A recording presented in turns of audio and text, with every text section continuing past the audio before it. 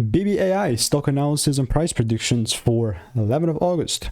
Now, I think this is about to be so juicy and interesting because BBAI has been in this correction phase for such a long time.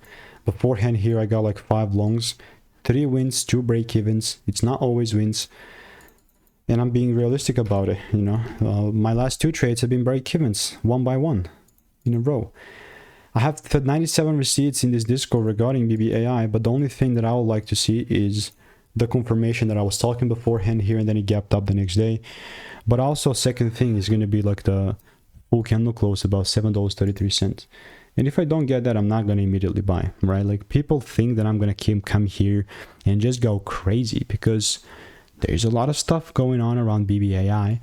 I'm just sticking to the basics because this is what I've tested for 45,000 videos. So if you want to stay tuned and get free sauce, then just click the first link in the description and I will continue to keep you updated. Goodbye and enjoy.